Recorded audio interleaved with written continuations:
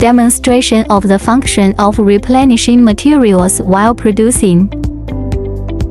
Just pull the spring and put the box into the box holder.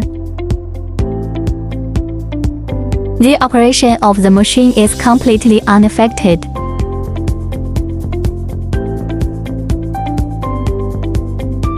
Not left bottle function display. Okay.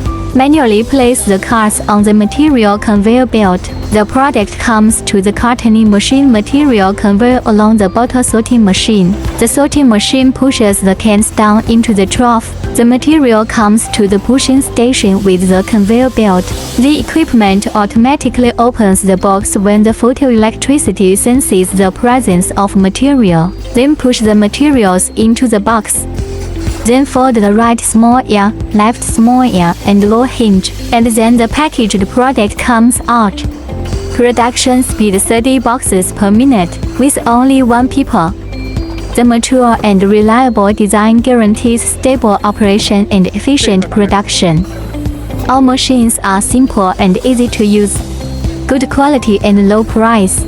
The best choice for your transition to automated production.